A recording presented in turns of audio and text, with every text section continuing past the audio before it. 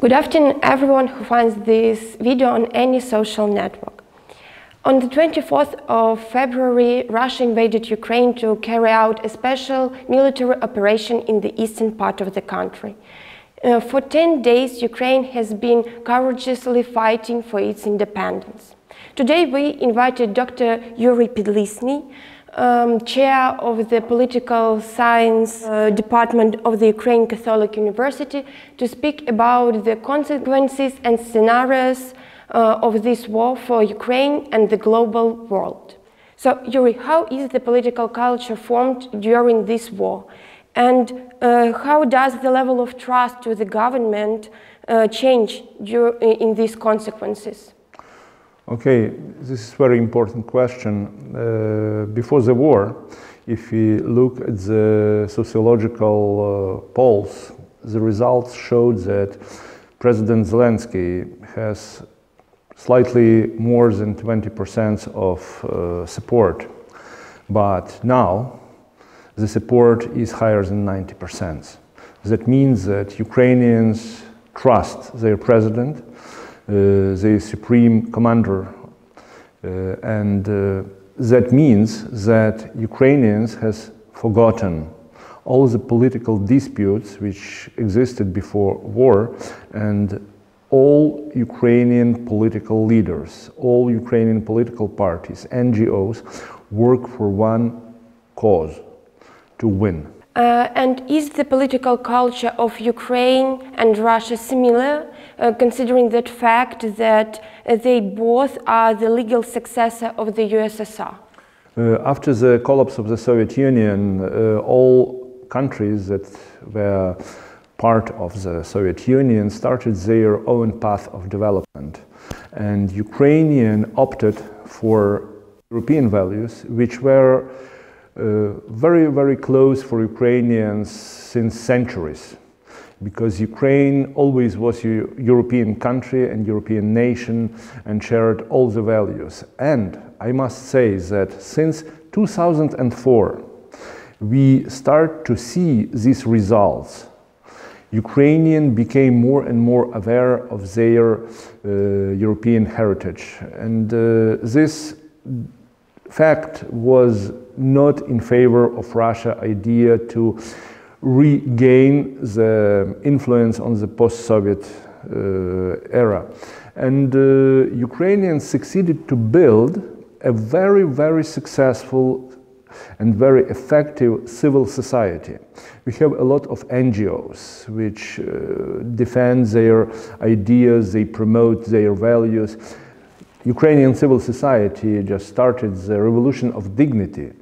It's a very, very important fact, because at that time President Yanukovych refused to sign an agreement with the European Union about association, and Ukrainians, especially students, young people, went the same day on the streets claiming, "You cannot lie to the nation who has dignity," because Yanukovych before this day claimed that he will sign this agreement.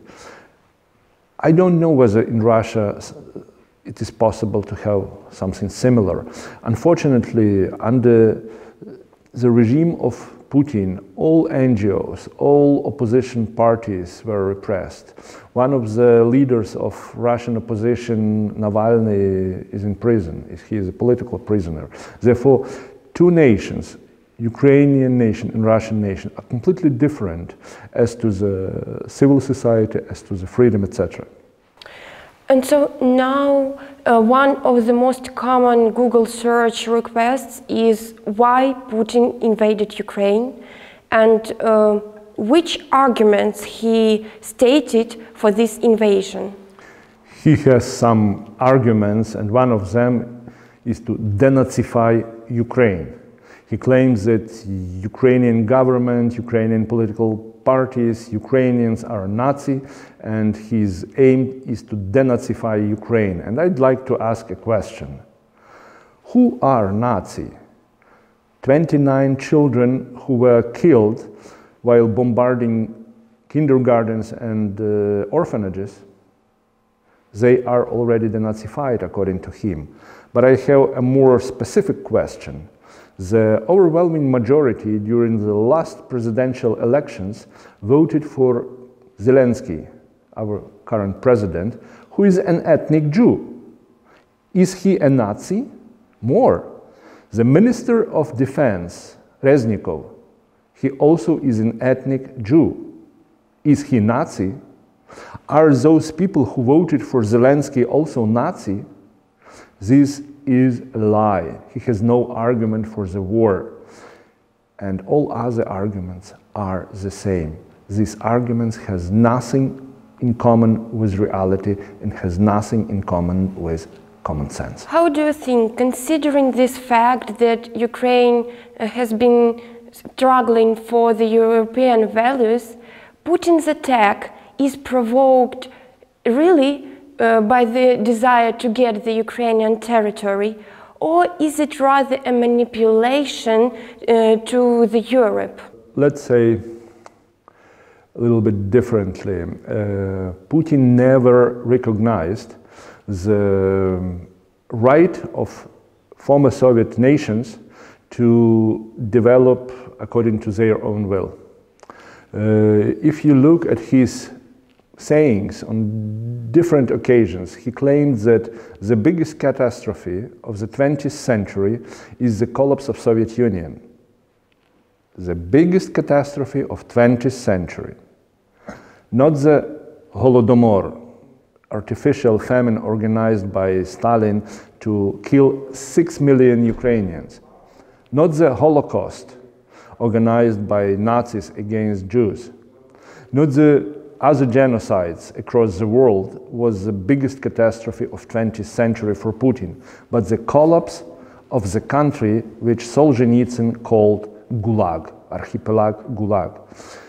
You may understand the mentality of Putin. More, Putin wrote a few months ago an article where he claimed that Ukrainians, Belarusians and Russians are one and the same people, therefore neither Belarusians nor Ukrainian has right to exist.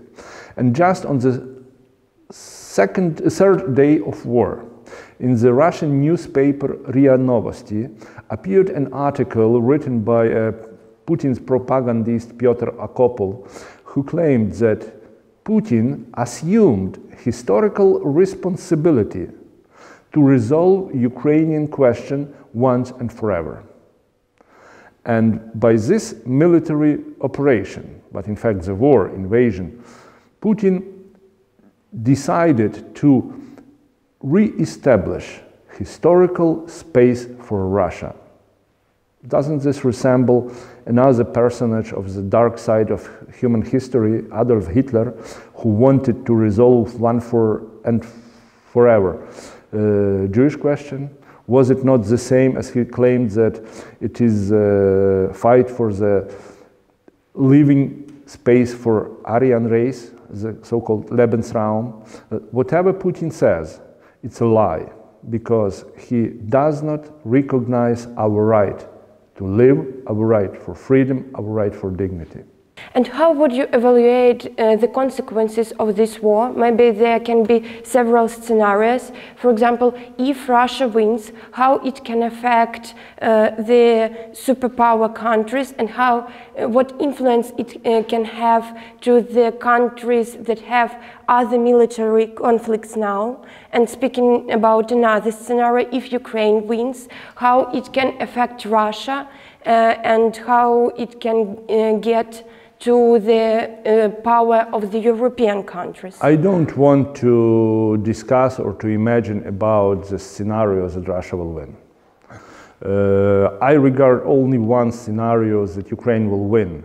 The question is about cost. Unfortunately, the cost is very, very high. It's about lives of our military and our civilians. It is a destruction of our cities, of our civil infrastructure. And how it will influence the whole world, we must understand that countries involved in this war, Russia, Ukraine, partly Belarus, it's 200 million of population in the European and Asian continent. It's very, very serious. More, Putin threat to start the nuclear war. It's very, very risky. But I would like to tell that in this war, after the victory, a new international security order will appear, and Ukrainians will have their own impact on this new international order. I'd like also to stress one thing, that in the Putin's rhetoric, he came to Ukraine in order to protect Russians against Nazi.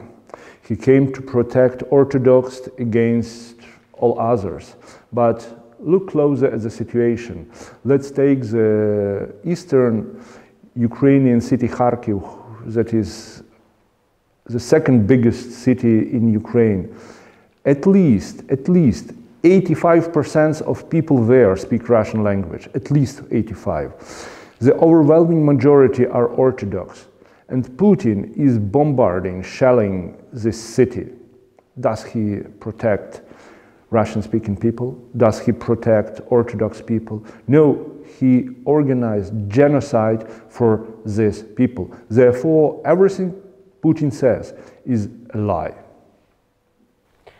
And what can you say about the reaction of the world countries?